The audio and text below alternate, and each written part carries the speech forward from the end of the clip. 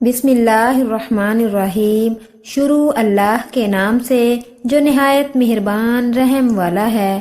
السلام علیکم فرینڈز، میمونہ کی دنیا میں آپ سب کو خوش آمدید۔ اپنے قیمتی وقت میں سے وقت نکال کر میمونہ کی دنیا میں آنے کے لیے شکریہ۔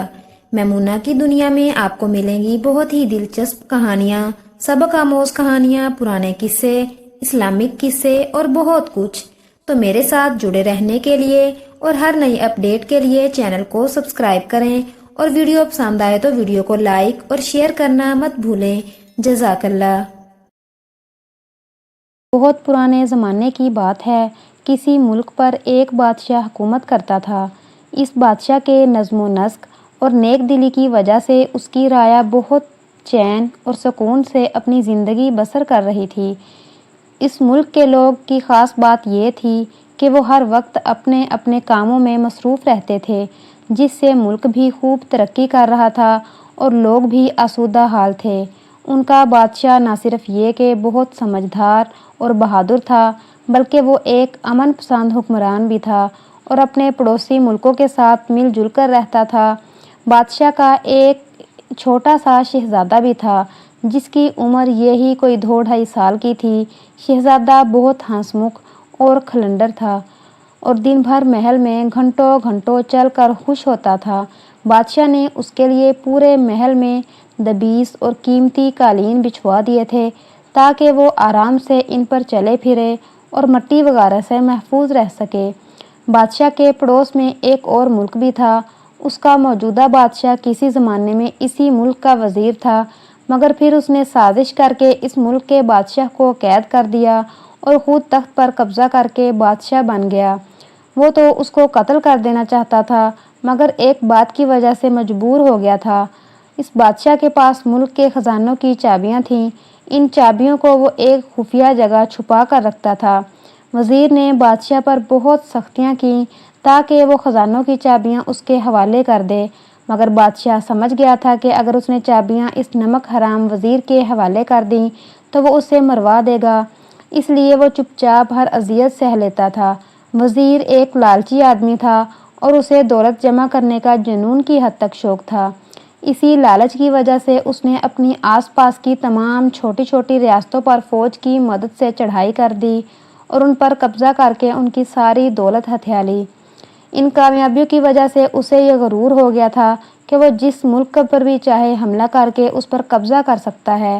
ایک دن اس کے ذہن میں خیال آیا، اس کا پڑوسی ملک بہت خوشحال ہے، نہ صرف اس کے خزانوں میں بلکہ مال و دولت میں بھی اضافہ ہے، بلکہ رعایا بھی بہت زیادہ امیر ہے۔ اور یہ سوچ کر اس کے منہ میں پانی بھر آیا اور ایک روز اس نے اچانک رات کی تاریکی میں اپنے پڑوسی ملک پر حملہ کر دیا۔ یہ اس کی غلط فہمی ہی تھی کہ وہ آسانی سے پڑوسی ملک پر قبضہ کر لے گا۔ اس کا بادشاہ نہایت زیرک اور سمجھدار تھا۔ اس کی نظر حکومت کے ہر شعبے پر تھی۔ اس نے فوج کو بھی پوری طرح تیار کر کے رکھا ہوا تھا۔ اس حملے کے جواب میں اس کی فوج نے بڑی جوانمردی سے اس مکار بادشاہ کا ڈٹ کر مقابلہ کیا اور نہ صرف اسے شکست دی بلکہ اس کے ملک کے ایک بڑے حصے میں پر بھی قبضہ کر لیا۔ اس جیت کی خوشی میں ہر طرف جشن کا سا ایک سماں تھا۔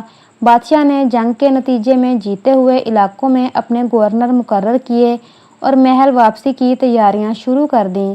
اسے اپنے ننھے منھے شہزادے کی بہت یاد آ رہی تھی، جس کو دیکھے ہوئے بہت دن ہو گئے تھے۔ اس شکست نے اس مکار بادشاہ کو بوکھلا کر رکھ دیا تھا۔ بجائے اس کے کہ وہ پڑوسی ملک پر قبضہ کرتا، اس نے اپنے ملک کا بھی ایک بڑا حصہ گنوا دیا تھا۔ وہ اپنی اس عبرتناک شکست کا بدلہ لینے کے لیے بے تاب تھا، اور پھر اس کے ذہن میں ایک شیطانی منصوبہ آ گیا۔ اس نے دیکھا کہ پڑوسی ملک کے لوگ فتح کا جشن منانے میں مصروف ہیں۔ اس نے اس موقع سے فائدہ اٹھایا اور اپنے چند خاص آدمی بھیج کر بادشاہ کے ننھے شہزادے کو محل سے اغوا کروا لیا۔ اس کا ارادہ تھا کہ شہزادے کے بدلے وہ اس بادشاہ سے اپنا علاقہ بھی واپس لے لے گا اور اس کے ساتھ بے شمار دولت بھی۔ ادھر جب بادشاہ میدان جنگ سے واپس اپنے محل میں آیا تو وہاں پر ایک کہرام برپا تھا۔ شہزادے کی گمشدگی نے سب کو پریشان کر دیا تھا۔ شہزادے کی کنیزیں چیخ و پکار کر رہی تھیں۔ ملکہ نے رو رو کر برا حال کر لیا تھا۔ محل کے محافظ الگ پریشان تھے، ان کے ہوتے ہوئے کسی نے شہزادے کو اغوا کر لیا تھا اور اب انہیں بادشاہ کے عتاب کا ڈر تھا۔ بادشاہ کو جب شہزادے کی گمشدگی کے متعلق پتہ چلا تو خود اس کا غم سے برا حال ہو گیا۔ فتح کی ساری خوشی ہوا ہو گئی اور وہ سر پکڑ کر بیٹھ گیا۔ تھوڑی دیر بعد جب اس کے کچھ ہوش ٹھکانے آئے تو اس نے اپنے وزیروں اور شہر کے کوتوال کو طلب کیا اور انہیں اپنے محل کے پائیں باغ میں لا کر ان سے واقعہ کی تفصیل پوچھی۔ سب نے ہی یہ کہا کہ فتح کا جشن مناتے ہوئے ان کی توجہ کچھ دیر کے لیے شہزادے کی جانب سے ہٹی تھی کہ وہ غائب ہو گیا۔ سب کا ہی یہ خیال تھا کہ اس کی گمشدگی میں محل کے کسی ملازم کا ہاتھ ہے۔ بادشاہ نے کہا، اس نمک حرام کا تو ہم پتہ چلا ہی لیں گے، لیکن اس سے پہلے شہزادے کے بارے میں معلوم کرنا زیادہ ضروری ہے۔ ابھی بادشاہ کی بات ختم ہوئی ہی تھی کہ ایک سنسناتا ہوا تیر سامنے کے درخت پر آ کر گڑ گیا۔ کوتوال نے جلدی سے آگے بڑھ کر تیر کو درخت سے نکالا۔ تیر میں ایک ریشمی تھیلی بندھی تھی اور اس میں ایک خط رکھا ہوا تھا۔ بادشاہ نے کوتوال کے ہاتھ سے خط لے کر اسے اونچی آواز میں پڑھا، تمہارا شہزادہ ہمارے قبضے میں ہے، اس کی زندگی عزیز ہے تو فوراً جنگ کے دوران ہمارے جیتنے علاقے پر بھی قبضہ کیا ہے، اسے واپس کر دو۔ اس کے ساتھ 5 لاکھ خالص سونے کی اشرفیاں بھی تاوان کے طور پر دو۔ ان دونوں شرائط کو پورا کرنے کی صورت میں شہزادے کی واپسی ممکن ہو سکتی ہے۔ اگر ہماری یہ شرائط منظور ہیں تو اپنے کسی آدمی کے ذریعے خط بھیج کر ہمیں فوراً مطلع کرو۔ اس خط پر اسی مکار بادشاہ کی مہر لگی ہوئی تھی۔ خط پڑھ کر بادشاہ کا چہرہ غصے سے سرخ ہو گیا۔ ہم اس مکار بادشاہ کو ضرور مزہ چکھائیں گے۔ فوج کو تیاری کا حکم دیا جائے۔ اس کا وزیر خاص اس کی یہ بات سن کر آگے بڑھا اور بولا، حضور بادشاہ سلامت، یہ وقت جوش کا نہیں ہوش کا ہے۔ ہمیں عقل مندی سے کام لینے کی ضرورت ہے تاکہ شہزادے کو نقصان پہنچنے کا کوئی خدشہ باقی نہ رہے۔ بادشاہ نے کچھ دیر سوچنے کے بعد کہا، تم ٹھیک کہتے ہو، اب مشورہ دو کہ ہم کیا کریں۔ وزیر نے دھیرے سے کہا، ہمیں بہت محتاط رہ کر کام کرنے کی ضرورت ہے۔ مجھے یقین ہے کہ اس مکار بادشاہ نے اس محل کے کسی ملازم کو اپنے ساتھ ملا لیا ہے۔ ہمیں پہلے تو اس کا پتہ لگانا چاہیے۔ اس سے جو معلومات ہمیں ملیں گی ان کی روشنی میں ہم اپنا اگلا قدم اٹھائیں گے۔ بادشاہ کو وزیر کی یہ تدبیر پسند آ گئی۔ وہ واپس محل آیا، ملکہ کو تسلی دی اور سوچنے لگا کہ اب کیا کرے۔ محل کے اس بدنیت ملازم کا پتہ لگانے کے لیے اس نے کوتوال کو ہدایت دے دی تھی اور اس نے محل میں اپنے جاسوس پھیلا دیے تھے۔ کوتوال کا ایک 18 سال کا بیٹا بھی تھا، اس کا نام دلاور تھا۔ اسے بھی اس واقعہ کی سنگن مل گئی تھی۔ اس کو احساس تھا کہ شہزادے کی گمشدگی سے بادشاہ اور ملکہ سخت پریشان ہیں۔ اس نے دل میں ٹھانی کہ وہ ان کی مدد کرے گا۔ اس سلسلے میں اس نے اپنے باپ کوتوال سے بات کی اور اس سے اجازت طلب کی کہ وہ محل کے ان کنیزوں اور غلاموں سے ملنا چاہتا ہے جو شہزادے کی نگہداشت پر مقرر تھے۔ کوتوال کو اپنے بیٹے سے بہت سی امیدیں تھیں کیونکہ وہ پہلے بھی اس طرح کے کاموں میں اس کی مدد کر چکا تھا۔ اس نے اس کو بخوشی اجازت دے دی۔ دلاور محل آیا اور کنیزوں اور غلاموں کے نگران سے کہا کہ وہ ان تمام لوگوں کو پیش کرے جن کے ذمے شہزادے کی دیکھ بھال کرنا تھی۔ یہ کل 6 لوگ تھے، 4 کنیزیں اور 2 غلام۔ 5 تو ان میں سے دلاور کے سامنے پیش کر دیے گئے، مگر ایک کنیز جس کا نام گل آرا تھا وہ غائب تھی۔ ایک کنیز نے دلاور کو بتایا کہ وہ شہزادہ دل آرا ہی سے سب سے زیادہ مانوس تھا، وہ ہی اس کا خیال رکھتی تھی اور شہزادہ کھانا بھی اسی کے ہاتھوں سے کھاتا تھا۔ کنیزوں اور غلاموں کے نگران نے دلاور سے کہا، میں ابھی اپنے آدمی دل آرا کے گھر بھیجتا ہوں، وہ اسے ساتھ لے کر آ جائیں گے۔ مگر دل آرا گھر پر نہیں ملی۔ اس کے شوہر نے بتایا کہ وہ صبح گھر سے محل جانے کے لیے نکلی تھی اور اب تک واپس گھر نہیں آئی۔ اس کی گمشدگی نے سب کو یہ یقین دلا دیا تھا کہ شہزادے کی گمشدگی میں اسی کا ہاتھ ہے۔ دلاور سوچ میں گم تھا۔ اب اسے اس بات کا پتہ چلانا تھا کہ دل آرا کہاں چلی گئی ہے۔ اس نے شام تک اس سلسلے میں بہت بھاگ دوڑ کی مگر کوئی نتیجہ نہ نکل سکا۔ وہ سخت مایوس ہو گیا تھا۔ کچھ دیر بعد شاہی محل سے ایک ہرکارا آیا اور کوتوال سے کہا کہ اسے بادشاہ سلامت نے طلب فرمایا ہے۔ کوتوال نے دلاور کو بھی ساتھ لیا اور بادشاہ سلامت کی خدمت میں حاضر ہو گیا۔ دلاور نے سب سے پہلے آج پورے دن کو की रवादात बादशाह के गोश गुजार की। बादशाह ने कहा, मलका की हालत हमसे देखी नहीं जाती। नन्हे शहजादे की जुदाई में उन्होंने रो रो कर बुरा हाल कर लिया है। हमारा फैसला है कि हम तमाम इलाका वापस करके और 5 लाख अशरफियाँ अदा करके अपने शहजादे को उस मकार बादशाह से आज़ाद करवा लेंगे। इस सिलसिले में हमने एक ख़त भी लिखकर उस पर अपनी शाही मोहर सब्त कर दी है। अब तुम किसी ऐसे बाएतमाद आदमी का बंदोबस्त करो जो उसे वहाँ तक पहुँचा कर हमारा शहजादा हमें वापस ला दे। कोतवाल ने कहा, बादशाह सलामत, ये काम बहुत अहम है। इजाज़त हो तो मैं दिलावर को ये काम सौंप दूँ। मुझे उम्मीद है कि वो इसको बेहतर तरीके से सर अंजाम देगा। हमें कोई एतराज़ नहीं। अगर इस काम के पीछे दिलारा का हाथ हुआ तो हम उसे सख्त सज़ा देंगे। गद्दारों के लिए हमारे दिल में कोई नरम गोशा नहीं है। बादशाह ने गुस्से से कहा और उठ गया। रात होने वाली थी, मगर चूंकि मामला बहुत अहम था, इसलिए दिलावर बादशाह का खत लेकर सफ़र पर निकल खड़ा हुआ। वो अपने घोड़े को सरपट दौड़ाता हुआ तेज़ी से फासला तय कर रहा था। नदी नाले और पहाड़ों को अबूर करता हुआ वो आधी रात के वक्त पड़ोसी मुल्क की हदूद में दाखिल हो गया। मुसलसल सफ़र की वजह से उसका घोड़ा थका थका सा नज़र आने लगा था। एक जगह उसे जंगल नज़र आया, वहाँ पर एक नदी भी थी। उसने मुनासिब समझा कि यहाँ बैठकर कुछ देर खुद भी सुस्ता लेगा और घोड़े को भी आराम करने दे। ये सोचकर वो घोड़ा रोक कर उस पर से उतर गया और उसे पानी पीने और घास चरने के लिए खुला छोड़ दिया। दिलावर को भूख भी लग रही थी। उसने थैले में से कुछ फल निकाले और उन्हें खाते हुए जंगल में आगे की तरफ निकल गया। अभी वो कुछ दूर ही चला था कि उसे आगे रोशनी से नजर आई। उसके जहन में फ़ौरन ख्याल आया कि हो ना हो ये लोग डाकू हैं। वो झाड़ियों की ओट में छुप गया और कुछ आगे बढ़ा। उसने देखा वहाँ आग के अलाव रोशन हैं और उस मुल्क के मक्कार बादशाह के कुछ सिपाही आपस में बातों में मसरूफ़ हैं। एक सिपाही कह रहा था, जल्दी करो, हमारे पहरे देने का वक्त शुरू हो गया है। हमने अगर मज़ीद देर की तो वहाँ पर पहरा देने वाले साथी नाराज़ होंगे।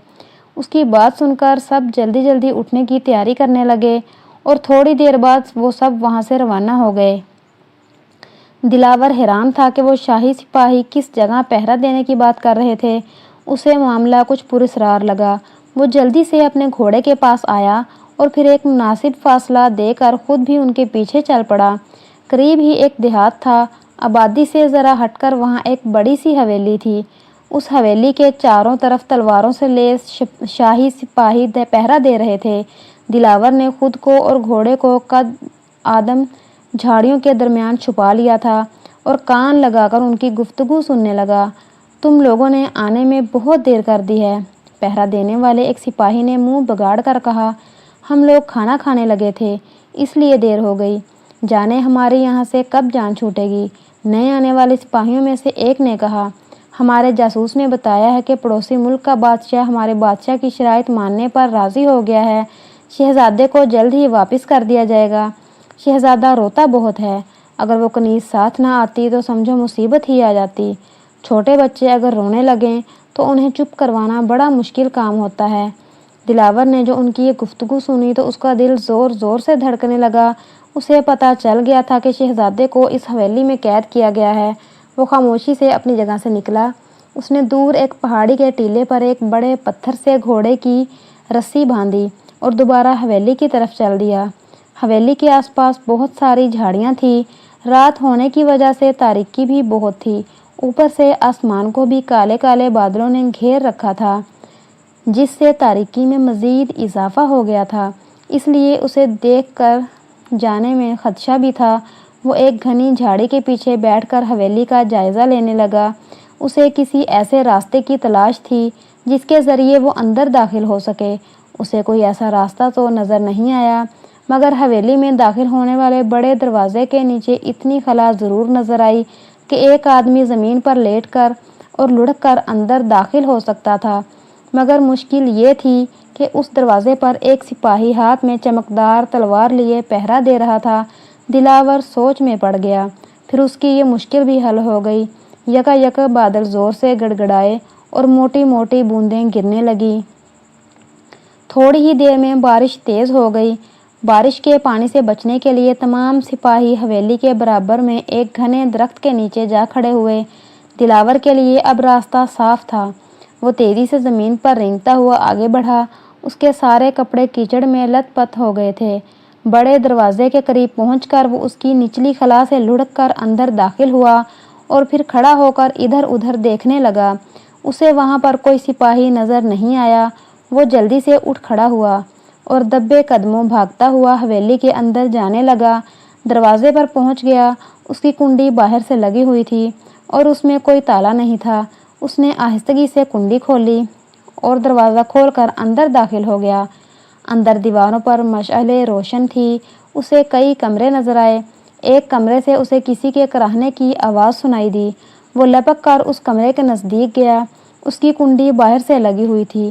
بارش کی مسلسل موٹی بوندیں گرنے کے شور کی وجہ سے کان پڑی آواز سنائی نہیں دیتی تھی، مگر اس کے باوجود اس نے بڑی آہستگی اور احتیاط سے کنڈی کھولی اور اندر داخل ہو گیا۔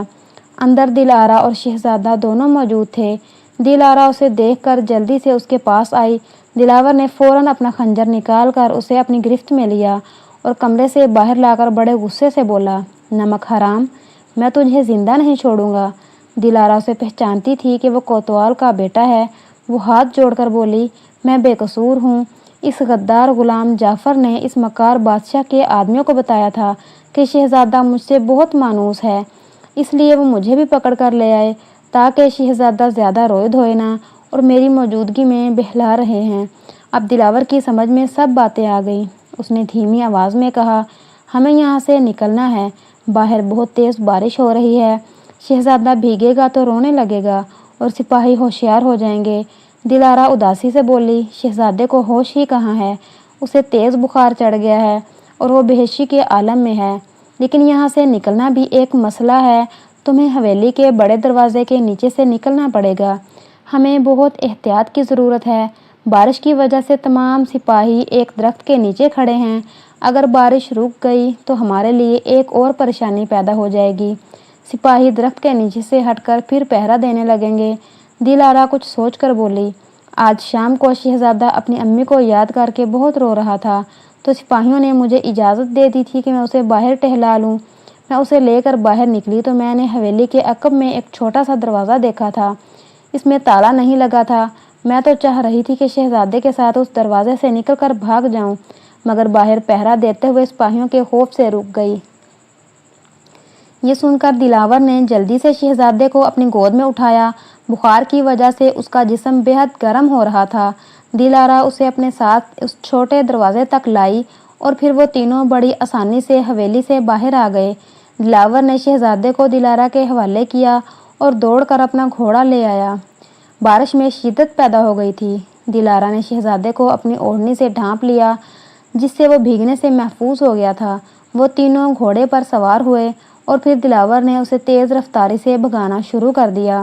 اس کا وفادار گھوڑا بھی سمجھ گیا تھا کہ اس کا مالک کسی مصیبت میں گرفتار ہے، اس لیے وہ سرپٹ دوڑ رہا تھا۔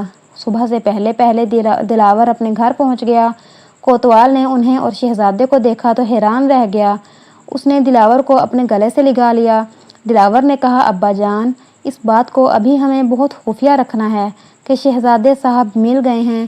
سب سے پہلے آپ اس نمک حرام غلام جعفر کو گرفتار کروائیں، اس کے بعد ہم شہزادے کو لے کر بادشاہ سلامت کے پاس چلیں گے۔ کوتوال نے اسی وقت غلام جعفر کو گرفتار کروا دیا اور اسے زنجیروں میں جکڑ کر جیل میں بند کر دیا۔ پھر وہ دلاور اور دلارا کے ساتھ شہزادے کو لے کر محل پہنچا۔ بادشاہ اور ملکہ رات بھر بالکل نہیں سوئے تھے۔ انہیں رہ رہ کر اپنا ننھا سا شہزادہ یاد آ رہا تھا۔ شہزادے کو دیکھ کر دونوں کو اپنی آنکھوں پر یقین نہیں آیا۔ ملکہ نے تو شہزادے کو سینے سے لگا کر جو رونا شروع کیا تو شہزادے کی بھی آنکھ کھل گئی۔ ماں کو دیکھا تو اس کے ہونٹوں پر مسکراہٹ آ گئی۔ اس نے ماں کے گلے میں باہیں ڈالی اور بخار کی شدت سے دوبارہ بے ہوش ہو گیا۔ بادشاہ نے فوراً شاہی طبیبوں کو بلایا اور انہیں شہزادے کی دیکھ بھال کی ہدایت کی۔ پھر وہ کوتوال کو لے کر اپنے دربار میں آیا۔ وہاں پہنچ کر اس نے سپاہی بھیج کر فوج کے سپہ سالار کو طلب کیا۔ سپہ سالار آ گیا تو بادشاہ نے اسے حکم دیا کہ وہ اسی وقت اپنی فوج لے کر اس مکار بادشاہ کے ملک کی طرف پیش قدمی کرے اور اسے ہر حال میں گرفتار کر کے اس کے سامنے پیش کرے۔ سپہ سالار اسی وقت اپنی فوج کو لے کر اس مہم پر روانہ ہو گیا اب بادشاہ دلاور کی طرف متوجہ ہوا، اس کو گلے سے لگایا اور روندھی ہوئی آواز میں بولا، تمہارا یہ احسان ہم پر ایک قرضہ ہے، ہم ہمیشہ تمہارے مقروض رہیں گے۔ ملکہ بھی دلاور کو تحسین آمیز نظروں سے دیکھ رہی تھی۔ دلاور نے ہاتھ باندھ کر بادشاہ سے کہا، جہاں پناہ، یہ سن کر مجھے بے حد شرمندگی ہو رہی ہے، یہ میرا فرض تھا، میں بھی اس ملک کا ایک ادنا سا سپاہی ہوں، خدا کا شکر ہے کہ میں اپنے مقصد میں کامیاب ہوا۔ پھر اس نے اس واقعے کی تفصیل بتاتے ہوئے کہا، ان لوگوں نے محل کے ایک غلام جعفر کو دولت کے بل پر خرید لیا تھا، اب وہ غلام جیل میں ہے، اس نے شہزادے کے اغوا میں ان کی مدد کی تھی۔ دلارا کو وہ اپنے ساتھ اس لیے لے گئے تھے کہ اس غدار غلام نے انہیں یہ بتا دیا تھا کہ شہزادے صاحب اس کنیز سے بہت مانوس ہیں اور اس کے ساتھ بہت خوش رہتے ہیں، اس لیے وہ دلارا کو بھی زبردستی اغوا کر کے اپنے ساتھ لے گئے تھے تاکہ شہزادے صاحب انہیں زیادہ تنگ نہ کریں۔ ایک بات سمجھ نہیں آئی، مکار بادشاہ نے شہزادے کو اپنے محل میں کیوں نہیں رکھا؟ اتنی دور ایک دیہات کی حویلی میں رکھنے کی کیا ضرورت تھی؟ بادشاہ نے الجھ کر پوچھا۔ اس بادشاہ کو یہ ڈر تھا کہ اگر شہزادے کو اپنے محل میں رکھا تو آپ فوج کشی کر کے اسے آزاد کروا لیں گے۔